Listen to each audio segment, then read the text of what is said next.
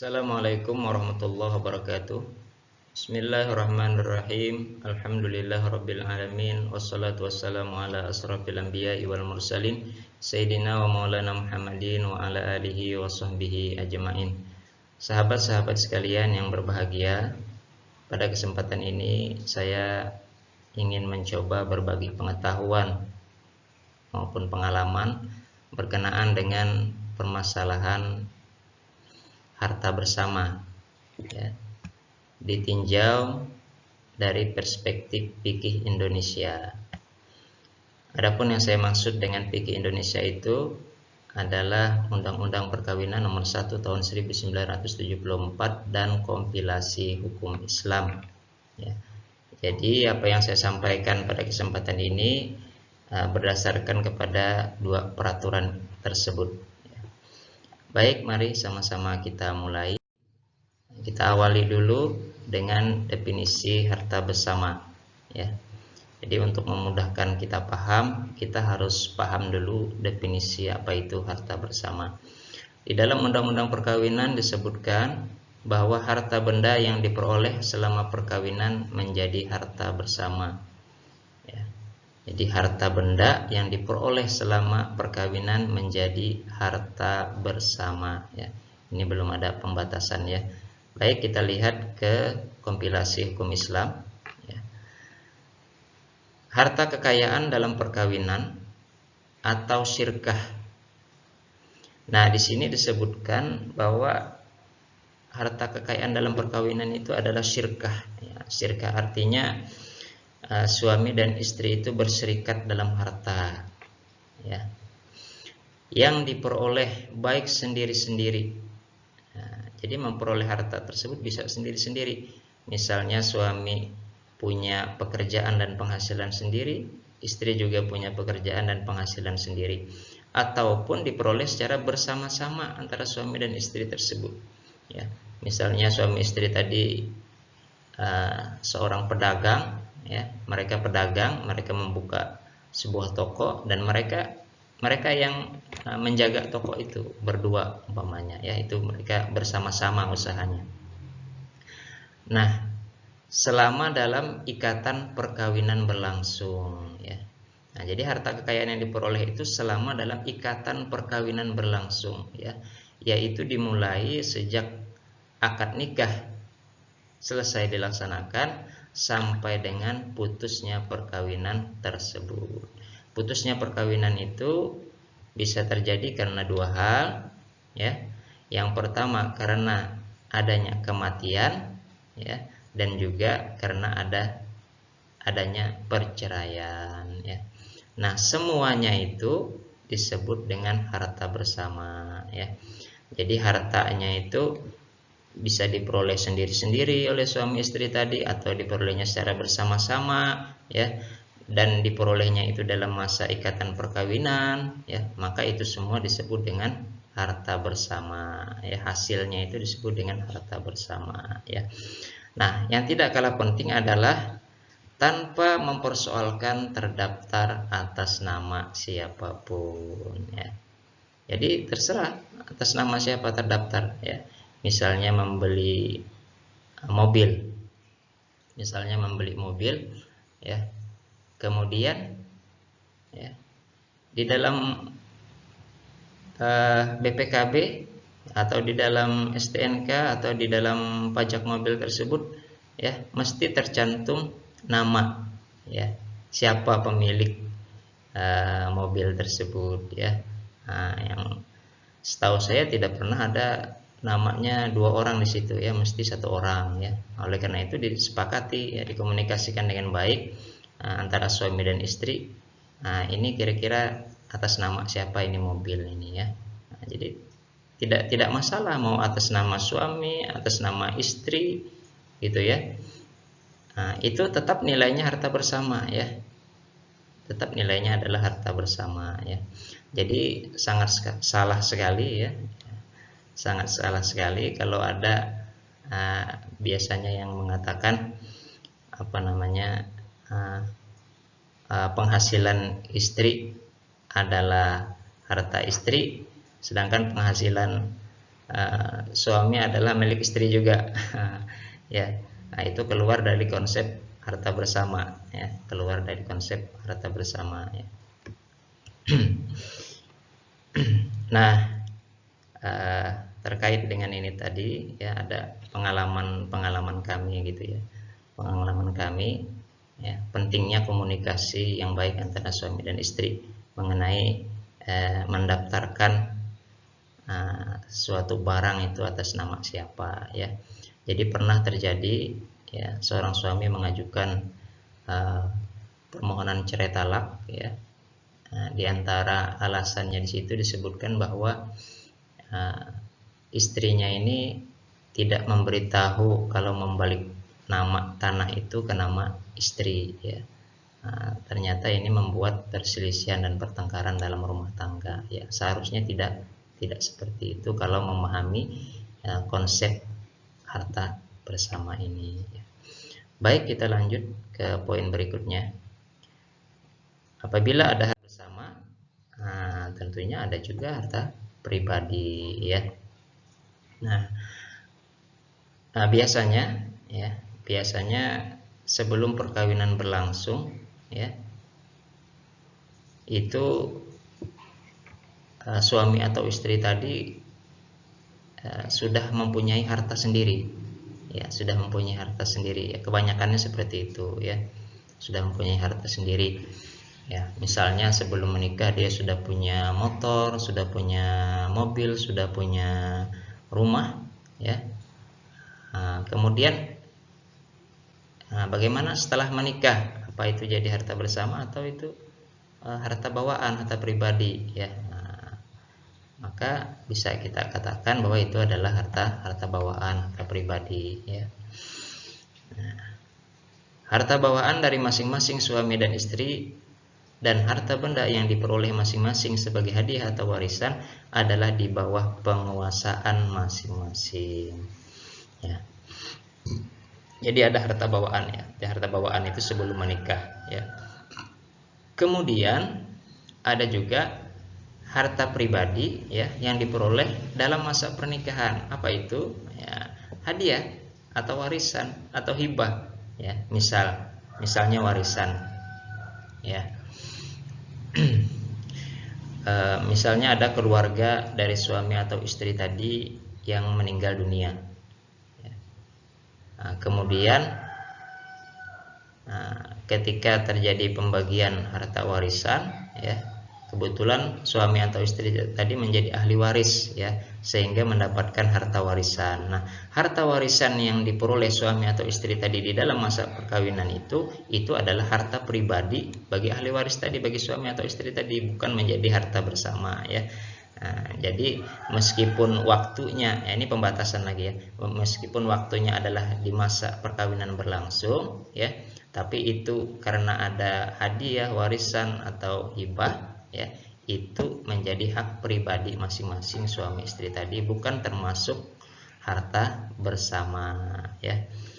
Kemudian dilanjutkan dengan kalimat sepanjang para pihak tidak menentukan lain. Nah, ini ada pengecualian, berarti ada pengecualian dari rumusan harta bersama tadi. Ini nanti kita bicarakan di belakang, ya. Baik, kita lanjut ke poin berikutnya. Nah, bagaimana menggunakan harta bersama, ya? Harta bersama ini bagaimana cara menggunakannya, ya? Suami atau istri dapat bertindak atas persetujuan kedua belah pihak. Nah, otomatis karena ini harta milik bersama, ya, tidak bolehlah digunakan sendiri tanpa memberitahu pasangan, ya. Nah, misalnya mau menjaminkan, ya, atau mau menjual atau memindahkan harta, silakan atas persetujuan pasangannya, ya. Nah, jangan sampai pasangannya tidak tahu, ya. Nanti ketika pasangan kita tahu, itu akan menjadi perselisihan dan pertengkaran dalam rumah tangga, ya. Sebisa mungkin kita hindari. Bagaimana dengan harta pribadi menggunakannya? Kalau harta pribadi, ya, terserah masing-masing suami istri, itu hak penuh mereka untuk melakukan perbuatan hukum terhadap harta tersebut, ya. Apakah dia melakukan perbuatan hukumnya berupa hibah, ya, Misalnya dia suami mempunyai harta pribadi, kemudian dihibahkannya kepada siapa, kepada adiknya, kepada siapa, terserah, atau memberikan hadiah atau memberikan sedekah ya dengan harta pribadinya, terserah, tidak perlu meminta izin kepada pasangan ya, tidak perlu minta izin kepada pasangan ya. Nah, jadi itu perbedaan antara harta bersama dan harta pribadi ya. Jadi adanya harta bersama itu tidak menutup kemungkinan adanya harta pribadi ya. Nah, kalau ada harta bersama ada juga hutang bersama ya. Nah, pertanggungjawaban terhadap hutang yang dilakukan untuk kepentingan keluarga dibebankan kepada harta bersama ya. Nah, jadi ya, urusan rumah tangga, pengeluaran rumah tangga untuk kepentingan keluarga itu semuanya dibebankan kepada harta bersama, baik makan, minum keluarga ya, biaya sekolah, biaya kesehatan, semuanya itu dibebankan kepada harta bersama ya. Nah, kemudian ketika pun terjadi suami istri ini, rumah tangga ini harus berhutang untuk memenuhi kepentingan rumah tangga, memenuhi kepentingan keluarga, maka itu juga harus dibebankan, dibayarkan menggunakan harta bersama ya. Nah, misalnya suami istri tadi belum punya rumah ya, belum punya rumah, kemudian ingin membeli sebuah rumah ya, membeli sebuah rumah yang itu pembayarannya dengan cara mengangsur ya, maka angsuran setiap bulannya itu menggunakan harta bersama ya. Baik, terlanjut. Kalau ada hutang bersama, ada hutang pribadi ya. Nah, kalau hutang pribadi ya masing-masing pribadi suami istri tadi yang membayarnya menggunakan harta pribadinya masing-masing ya.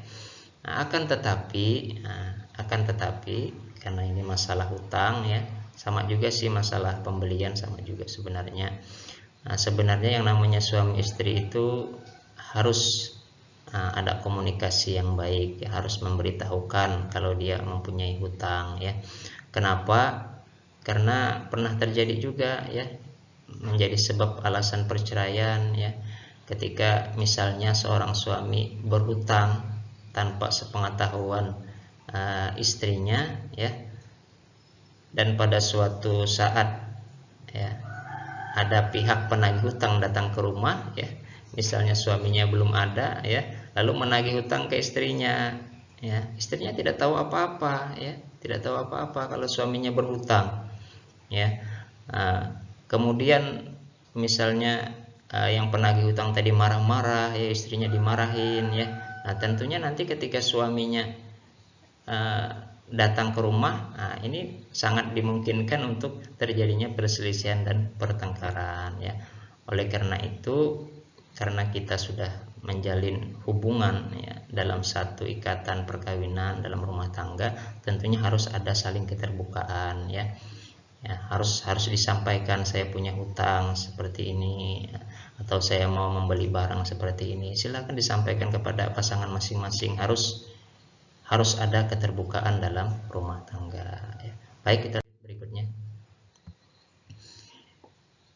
Nah, bagaimana kalau terjadi kematian ya, salah satu suami atau istri tadi meninggal dunia ya, maka hartanya dibagi dua ya, 50% untuk suami, 50% untuk istri ya.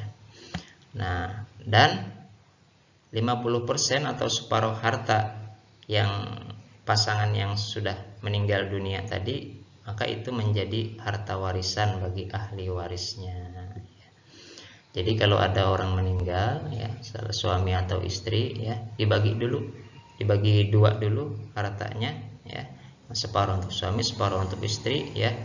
Nah, yang separuh untuk yang meninggal tadi itu menjadi harta warisan bagi ahli warisnya. Lanjut, bagaimana kalau cerai hidup? Nah, cerai hidup sama juga ya, dibagi separuh dulu ya, dibagi dua hartanya.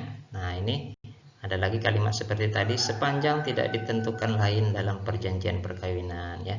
Jadi nanti kita bahas mengenai perjanjian perkawinannya. Ini pengecualian dari definisi harta bersama tadi. Nah, ini dia perjanjian perkawinan. Jadi perjanjian perkawinan ini dilakukan saat pernikahan dilangsungkan ya. Itu ya, disaksikan oleh pegawai pencatat perkawinan ya.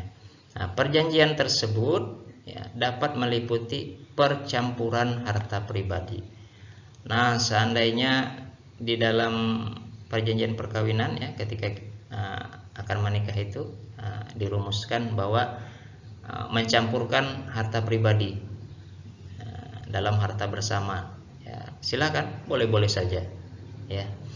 Atau sebaliknya mengadakan pemisahan harta ya. Karena kalau tidak diperjanjikan kan otomatis harta yang diperoleh sesuai definisi tadi menjadi harta bersama ya. Mereka tidak ingin seperti itu. Mereka memperjanjikan pemisahan harta. Setelah terjadi pernikahan, harta suami, harta istri. Artinya penghasilan suami adalah milik suami, penghasilan istri adalah milik istri. Silakan kalau mau ada perjanjian seperti itu yang menjadi pengecualian daripada definisi harta bersama tadi ya. Nah, namun ini ada namunnya, apabila terjadi ya, pemisahan harta ya, apabila terjadi pemisahan harta, maka ya menjadi kewajiban suami untuk memenuhi kebutuhan rumah tangga ya. Jadi kembali ke kewajiban suami yang asal ya. Kalau terjadi pemisahan harta ya. Karena kewajiban suami itu memberi nafkah kepada anak istri ya, makan minumnya, pakaian, tempat tinggal ya. Maka kalau terjadi pemisahan harta, kewajiban suami ini kembali lagi kepada pribadi suaminya ya. Selanjutnya, nah bagaimana kalau terjadi sengketa? Mungkinkah terjadi sengketa harta bersama? Mungkin saja. Bisa terjadi pada saat perkawinan masih berlangsung, bisa terjadi ya, atau kebanyakannya terjadi setelah perkawinan putus atau terjadinya perceraian ya. Nah, bagaimana caranya? Kalau terjadi perselisihan antara suami istri tentang harta bersama, maka penyelesaian perselisihan diajukan kepada pengadilan agama ya. Nah, namun sebaik-baiknya ya, penyelesaian perkara itu adalah melalui usaha perdamaian di antara suami istri tersebut ya. Kata Allah dalam Al-Qur'an, wasulhu khair, perdamaian itu paling baik ya. Jadi biasanya itu perselisihannya itu berkenaan dengan status harta tersebut ya. Misalnya si suami bilang ini adalah harta bersama, harus dibagi ya. Kata si istri misalnya, itu bukan harta bersama, itu adalah harta bawaan. Misalnya ya. Kadang-kadang itu terjadi karena terjadi percampuran ya, antara harta pribadi dan harta bersama yang tidak diperjanjikan sebelumnya ya. Tahu-tahu tercampur saja gitu ya. Nah, itu bisa menjadikan sengketa. Nah, kalau tidak bisa diselesaikan secara kekeluargaan ya, silahkan diajukan kepada pengadilan agama, dan itu merupakan salah satu kewenangan pengadilan agama untuk menyelesaikan pembagian harta bersama ya.